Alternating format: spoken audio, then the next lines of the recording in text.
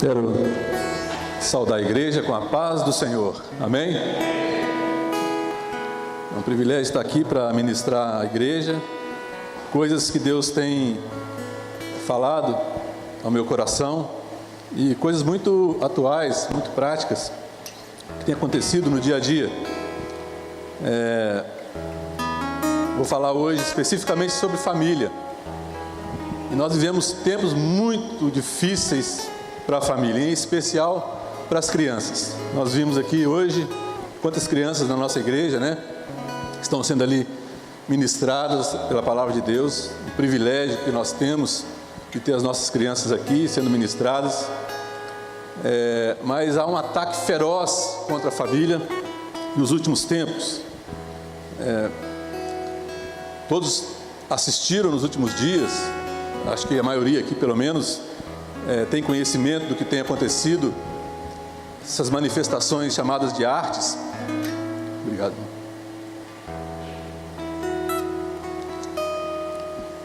Lá aquela patrocinada pelo Santander, outra lá no Museu de Arte de São Paulo, também no Palácio das Artes em Belo Horizonte, a mesma coisa.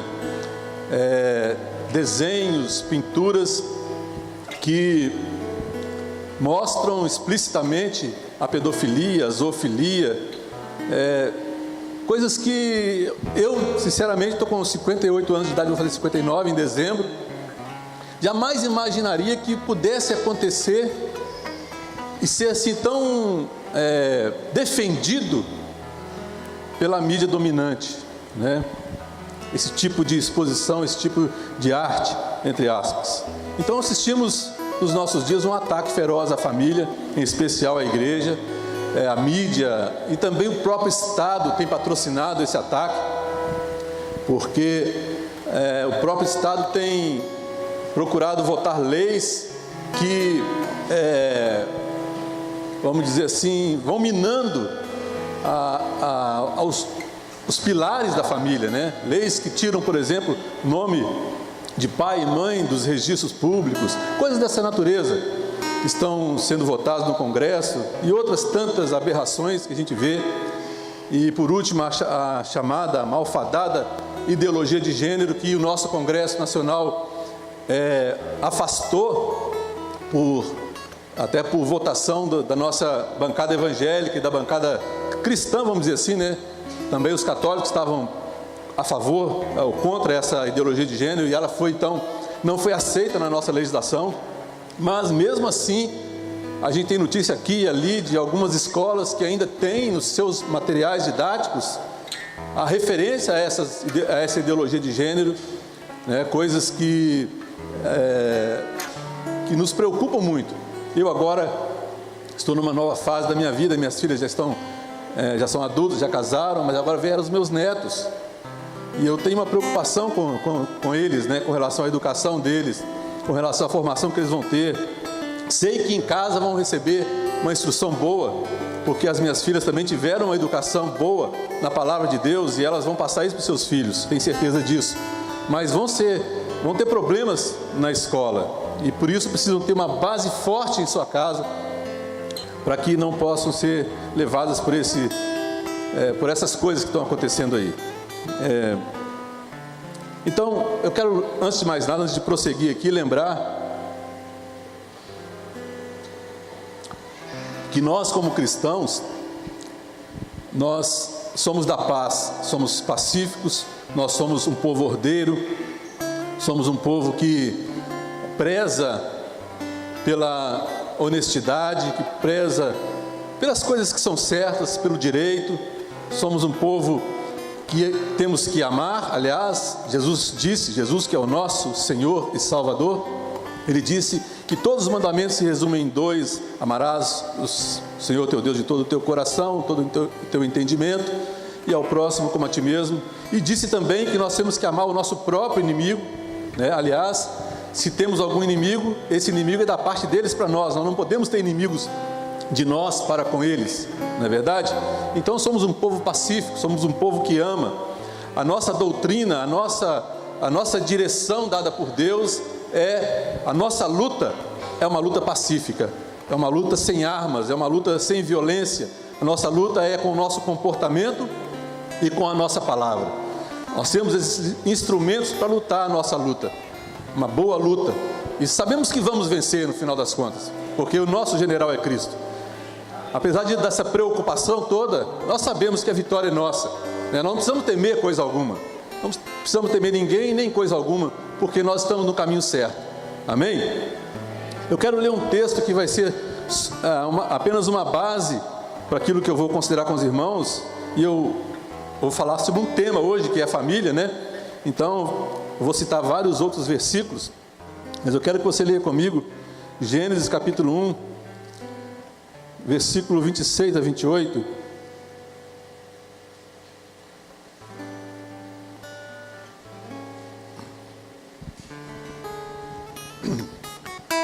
Gênesis 1, versículo 26 a 28. Diz assim: Então disse Deus: façamos o homem à nossa imagem, conforme a nossa semelhança. Domine ele sobre os peixes do mar, sobre as aves do céu, sobre os grandes animais de toda a terra e sobre todos os pequenos animais que se movem rente ao chão. Criou Deus o homem à sua imagem. A imagem de Deus o criou. Homem e mulher os criou. Deus os abençoou e lhes disse: sejam férteis, multipliquem-se, encham e subjuguem a terra, dominem sobre os peixes do mar, sobre as aves do céu, sobre todos os animais que rastejam pela terra. Amém. Muito bem. Então, eu quero, a partir desse texto, fala como Deus criou o homem e a mulher, e a partir daí veio a família, né? Eu quero, então, abordar alguns ensinamentos que estão por aí, seja de forma explícita, seja de forma implícita, seja de forma subliminar, seja de forma de comportamento, de moda, seja o que for, mas que está nos atingindo de uma forma ou de outra, né? Mensagens que chegam até nós de várias maneiras e que nós precisamos estar alertas como igreja de Deus, como povo escolhido de Deus. Quero lembrar que nós somos um povo que fomos chamados para fazer a diferença. Deus, desde o Antigo Testamento, escolheu um povo para uma missão que Ele tinha, que era proclamar o nome dEle. E no Novo Testamento continuou agora com a igreja. No Antigo Testamento era o povo de Israel. No Novo Testamento Deus escolheu a igreja para que a igreja fizesse a diferença, para que nós fôssemos um povo diferente. E através dessa diferença que nós vamos fazer, nós possamos atrair as pessoas até Cristo, né? Então nós precisamos lembrar sempre que nós é que devemos ser os influenciadores, não os influenciados.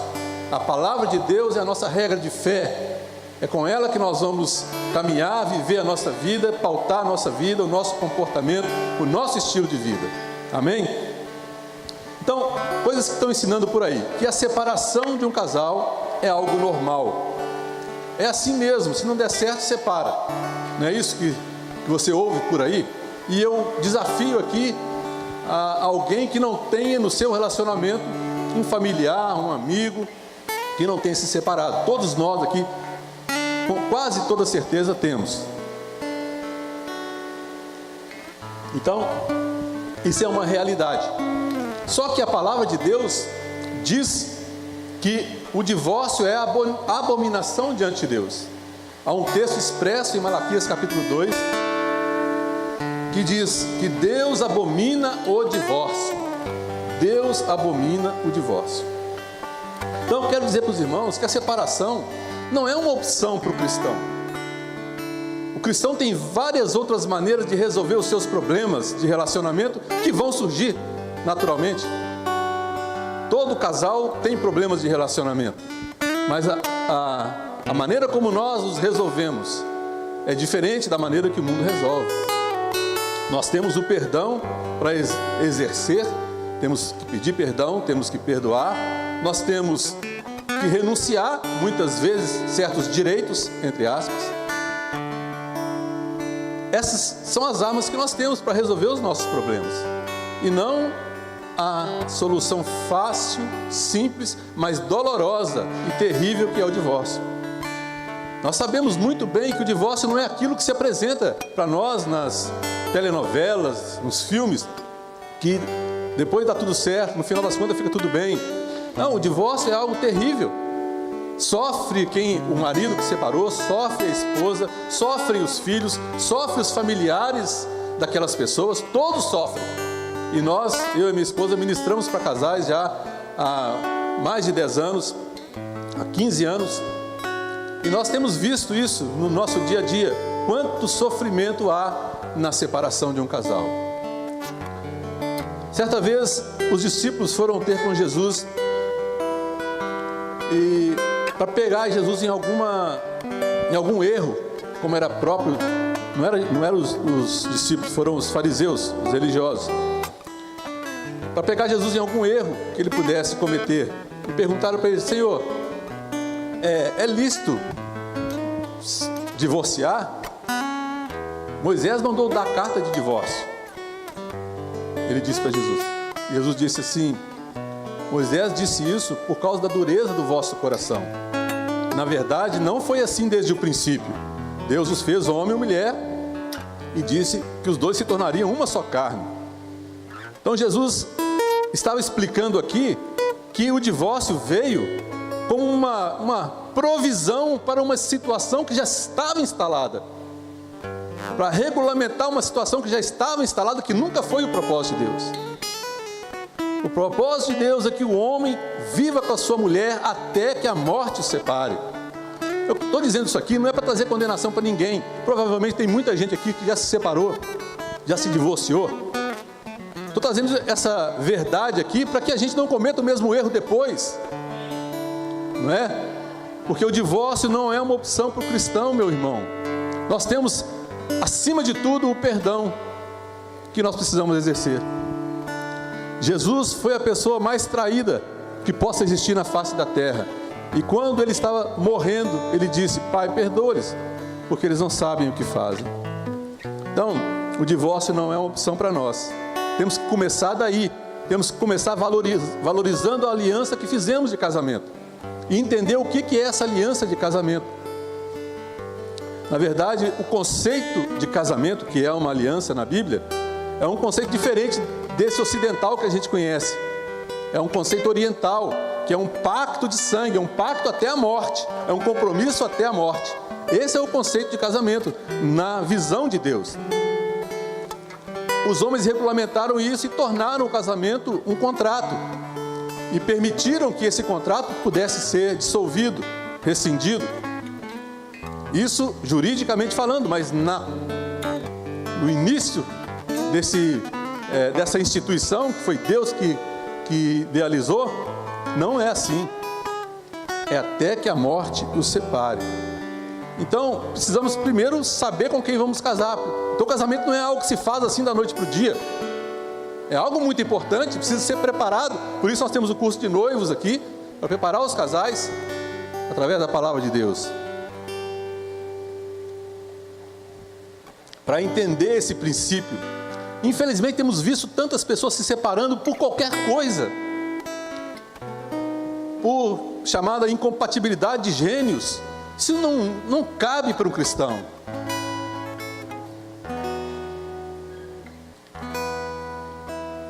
Segundo lugar, estão dizendo que é normal o homem se relacionar, ou é aceitável que o homem se relacione com mais de uma mulher e vice-versa. Alguns dizem que isso até é bom para melhorar o relacionamento no casamento. Gênesis 1:27 diz que Deus criou o homem e a mulher. Deus criou Adão e criou para Adão Eva. Se Deus quisesse que o homem tivesse mais de uma mulher, ele criaria mais de uma mulher. Talvez ele criaria talvez a Ava, a Uva, a Iva, a Ova, né? Mais de uma mulher, mas ele criou só a Eva. Só a Eva, e só criou o Adão. Então, não há nenhuma permissão bíblica, aí alguns argumentam, mas no Antigo Testamento nós vemos os homens de Deus tendo várias mulheres. Salomão teve 700 mulheres, 300 concubinas, e assim por diante. É verdade. Isso é a beleza da palavra de Deus, que ela não esconde os erros dos grandes homens de Deus, ela não esconde aquilo que estava errado, ela nos mostra, mas Deus jamais aprovou isso. Não existe nenhum texto bíblico aprovando esse tipo de procedimento, muito pelo contrário. Aliás, esses grandes homens, por exemplo, Abraão, né, que teve relacionamento com Agar, o que aconteceu com esse relacionamento? Só trouxe problema para eles, para esse casal. Trouxe ciúme, orgulho e uma série de coisas que vieram por causa desse relacionamento. Eucana também teve 2 mulheres, Penina e Ana. Também o que trouxe esse relacionamento? Só angústia, tristeza, dor. Outro homem de Deus também, que também praticou o adultério, foi Davi. E também isso foi um peso na vida dele e toda a sua família. Só problema que isso trouxe para a vida dele. Salomão nem se fala. Foi a perdição dele, né? Então, não há nada que justifique o homem ter relacionamento com mais de uma mulher. Certa vez eu fiz um curso, uma especialização lá em Belo Horizonte. Os irmãos verem que muitas vezes, até mesmo aqueles que defendem esse relacionamento fora do casamento, no fundo não querem isso. Uma vez eu estava fazendo um curso e no intervalo a gente ia tomar um café e a nossa turma era só homem. E nós estávamos conversando e eles começaram a falar, né, aquelas palavras daqueles homens que gostam de se vangloriar. Eu tenho fulana, beltrana. O outro falava também, tem mais de uma, não sei o que e tal. Aí quando chegou a minha vez, eu disse, não, eu sou fiel à minha esposa, sou casado com ela, nunca a traí e não quero trair jamais. Essa é a minha postura. Quando eles ouviram isso, eles também começaram a dizer, não, nós também, eu também, assim, assado, também não sou assim, estou falando isso de brincadeira. Ou seja, na verdade, no fundo, as pessoas sabem que esse é a melhor postura, é o melhor para o homem e para a mulher, porque foi Deus que estabeleceu isso. E Deus sabe o que é melhor para o homem e para a mulher. Mas às vezes querem se vangloriar, querem se mostrar, né? Então, no fundo, o homem sabe que isso é que é certo e que isso é que é bom para o homem e a mulher. Outra coisa que estão querendo nos impor é que o homossexualismo é normal, que é apenas mais uma opção do ser humano. Obrigado. Que é apenas mais uma opção do ser humano. Paulo retrata essa situação de relacionamento de homem com mulher como uma perversidade. Isso está lá em Romanos capítulo 1, versículos 26 e 27. E fala que isso é um procedimento contrário à natureza. E é verdade, contrário à natureza. Estão querendo dizer para nós que isso é normal. E estão até usando agora, mais que nunca, a mídia dominante para querer impor esse comportamento para a sociedade. Isso parece ser até uma moda hoje já, esse tipo de comportamento.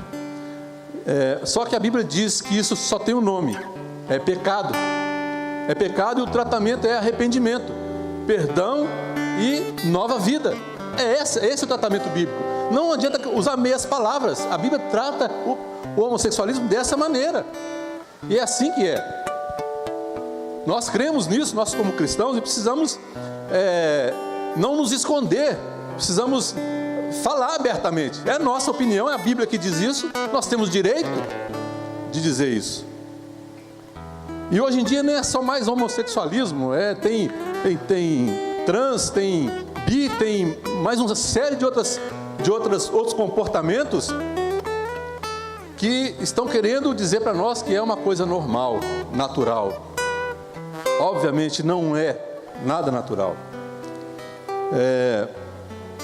E a mentira mais recente é a tal da ideologia de gênero. Quem não sabe o que é isso, essa ideologia prega que ninguém nasce homem ou mulher. Biologicamente sim, nasce homem ou mulher. Mas essa pessoa, socialmente, ela depois vai escolher se ela quer ser homem ou ser mulher. Ela que vai escolher isso. E eu já ouvi vários entendidos, inclusive cientistas, dizerem que não existe nenhuma base científica para essa afirmação. O homem nasce masculino biologicamente e tem a tendência sociológica para ser masculino. Da mesma forma, a mulher nasce biologicamente feminino e tem a tendência social para ser mulher. Essa é a ordem natural das coisas. Não poderia ser diferente. E hoje isso, acho que isso nem deveria ter uma discussão sobre isso, mas hoje já é quase que, a mídia dominante é quase que é unânime sobre isso. E nós temos que tomar cuidado, temos que tomar a nossa postura. Temos que tomar a nossa postura diante dessas coisas que estão acontecendo. Estão dizendo também que não se pode corrigir a criança, sob pena de prejudicar a sua criatividade, sob pena de prejudicar a sua iniciativa. Outra mentira também de Satanás. A Bíblia fala claramente, Provérbios capítulo 13, versículo 24: quem se nega a castigar seu filho, não o ama. Quem o ama, não hesita em discipliná-lo. É a palavra de Deus que diz.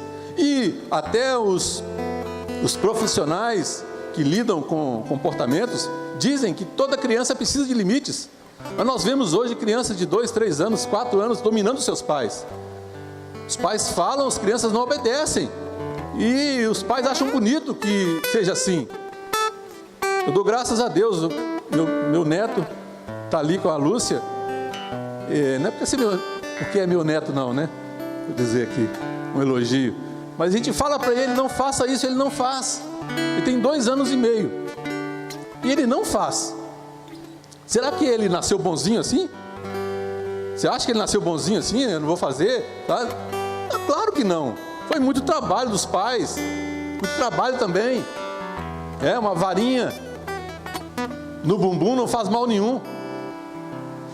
Muito pelo contrário. Muito pelo contrário.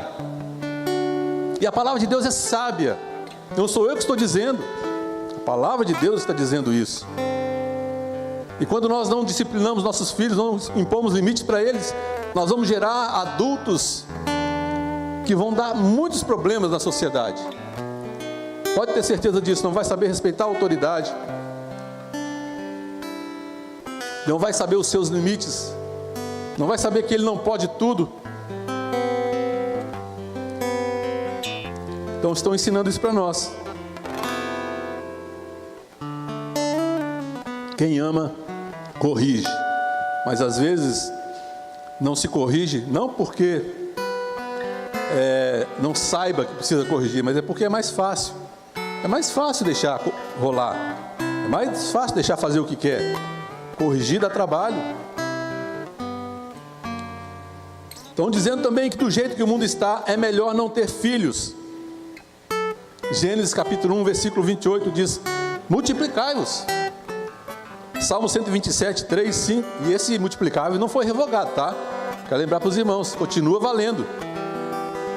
Não teve nenhuma emenda da Bíblia dizendo, fica revogado o capítulo tal, versículo tal. Está escrito lá, multiplicai-vos. Há outro texto também que está em Salmo 127, que diz que a herança do Senhor são os filhos. O fruto do ventre é o seu galardão. Feliz o homem que enche deles a sua aljava. Glória a Deus. Vocês sabem quantas flechas cabem numa aljava? A aljava é aquele negócio que o flecheiro carrega aqui atrás e coloca as flechas. Sabe quantas flechas cabem ali? Alguém sabe? De 5 a 8 flechas. Tá? Esse é o tamanho da sua família, ó.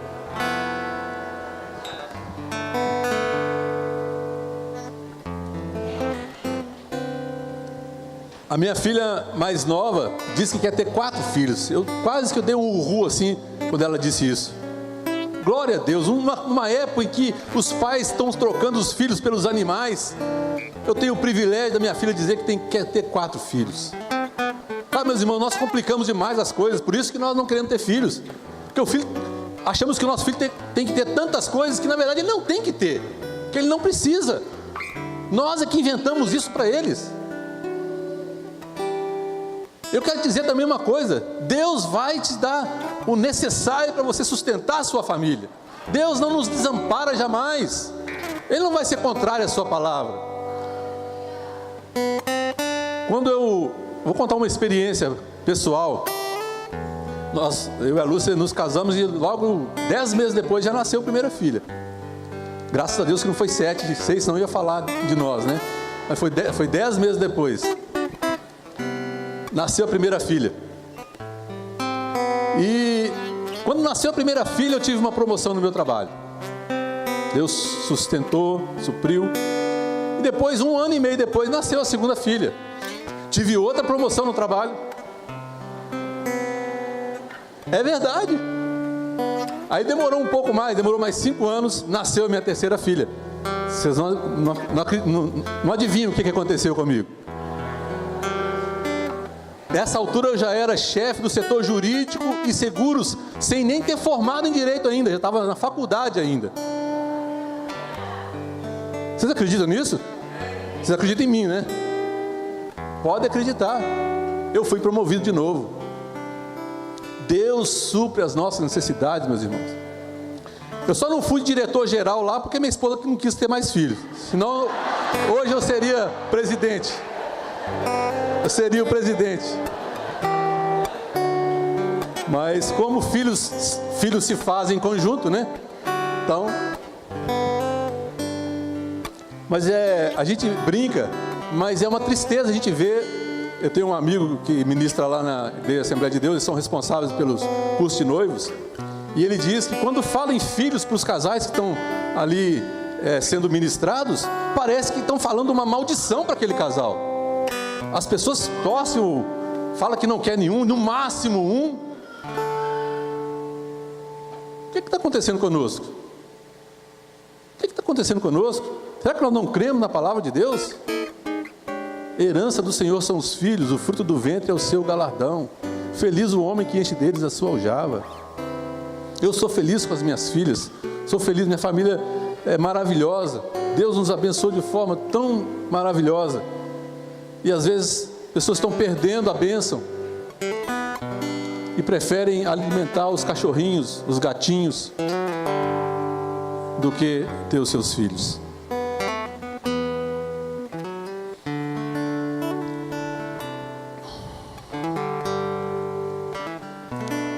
Outra coisa que estão tentando nos impor é que a beleza exterior é o que conta. A aparência é tudo. 1 Pedro capítulo 3, versículo 4. Pedro diz em sua carta que a beleza de vocês, mulheres, está se dirigindo às mulheres nesse ponto, não deve ser aquilo que é exterior, como frisado de cabelos, joias finas, vestidos finos, mas aquilo que é interior, como um espírito manso e tranquilo, que é de grande valor diante de Deus. Eu estou me dirigindo às mulheres porque as mulheres são mais atacadas nessa parte. Pelo menos a impressão que eu tenho. Apesar de que os homens hoje estão ficando muito vaidosos para o meu gosto. Muito vaidosos demais da conta. Mas as mulheres são mais atacadas nesse ponto. E mostram na televisão a beleza da hora. Uma hora a mulher tem que ser magra, outra hora ela tem que ser mais gordinha, outra hora ela tem que ser mais ou menos. Uma hora tem que ser olho azul, outra hora tem que ser olho marrom, olho verde. Uma hora o cabelo tem que ser assim, outra hora o cabelo tem que ser assado. Uma hora o vestido tem que ser longo, outra hora o vestido tem que ser...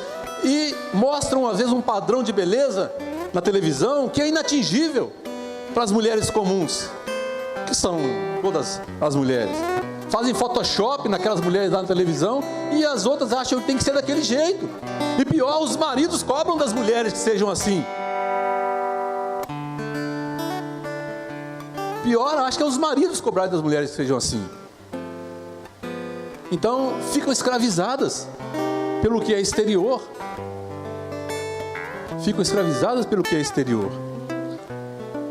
Até brincando, né? Uma vez eu usei uma piadinha, que eu vou contar para os irmãos aqui, que pode ser que aconteça que um casamento seja desfeito por erro quanto à pessoa. Aqueles que estão do direito sabem o que é isso, erro contra a pessoa. Achou que era uma pessoa e era outra. Por quê? Porque quando namorou, aquela moça usava lente verde usava uma peruca loura, usava calcinha de enchimento, que também existe isso aí também, né? De enchimento, usava botox aqui e ali. Aí casou. No dia da lua de mel, foi a primeira vez que aquela mulher se apresentou para aquele homem como ela é. Ela foi no banheiro, tirou a lente de contato, tirou o resto todo e apareceu aquela mulher para aquele homem. Olha, não foi com essa mulher que eu casei.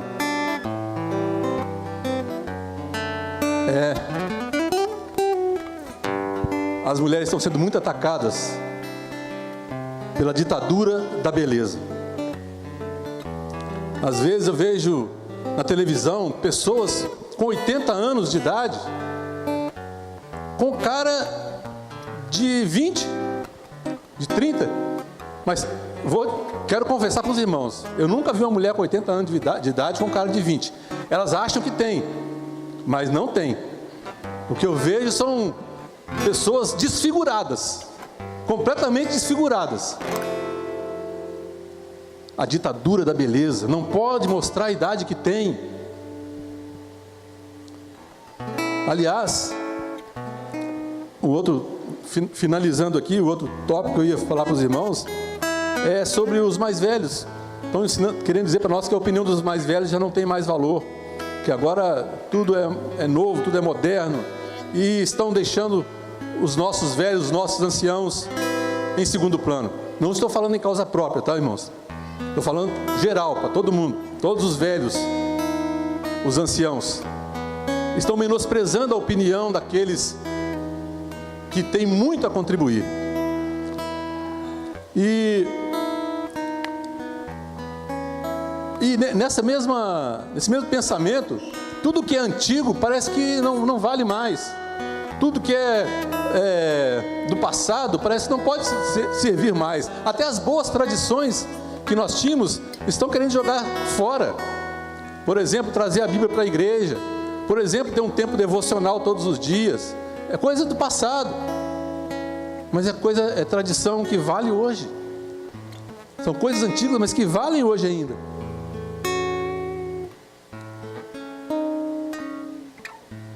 Mulheres querendo aparentar a idade que não tem. Quanta saudade eu tenho da época que a gente olhava para os nossos velhinhos, porque cada idade tem a sua beleza, não é, irmãos? Pelo menos eu penso assim. Eu acho bonito uma pessoa velhinha, bobô, que beleza que é o bobô, o cabelo branco, a sua experiência. Olho para ele e eu vejo um homem que viveu muitas experiências na vida, mas se ele tivesse pintado o cabelo, eu já tirado, puxado aqui e ali, será que bobô pode me falar alguma coisa? Quanta saudade eu tenho desse tempo. A minha avózinha com um coquezinho aqui atrás, né? Enrolava o cabelinho, colocava um coquezinho, cabelo branquinho. Não tinha dentes. Claro, não estou falando para os irmãos não ter dente, não pode colocar dente. Mas é o que eu lembro dela como uma figura assim emblemática para mim, né? De uma senhora mais velha, com experiência, de carinho, de amor, né? Viveu muito e que tem muito a contribuir.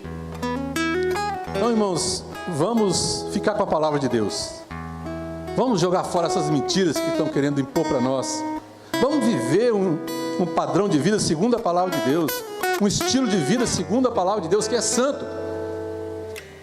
Romanos capítulo 1, 12, versículos 1 e 2. Rogo-vos, pois, irmãos, pelas misericórdias de Deus, que apresenteis os vossos corpos como sacrifício vivo, santo e agradável a Deus, que é o vosso culto racional. E não vos conformeis com este século, mas transformai-vos pela renovação da vossa mente, para que experimenteis qual seja a boa, perfeita e agradável vontade de Deus. Nós somos chamados como igreja para fazer a diferença. Nós vamos viver segundo a palavra de Deus, ainda que o mundo caia, ainda que nós sejamos tidos como aqueles mais retrógradas possível. Mas se estamos com a palavra de Deus, é assim que nós vamos viver. É assim que nós vamos viver. Amém? Vamos ficar de pé. Senhor, nós queremos te louvar nessa noite, bendizer o teu nome, Senhor, porque o Senhor é bom, as tuas misericórdias duram para sempre. E quero pedir, Deus, que o Senhor tenha misericórdia de nós, que o Senhor nos ajude, que o Senhor nos fortaleça, que o Senhor nos revista com o teu poder, para que nós possamos resistir a tudo que tem vindo contra a família. Que o Senhor nos dê ousadia, nos dê intrepidez, nos dê a palavra certa, Senhor, na hora certa, nos direcione sobre como agir, o que fazer nessas horas.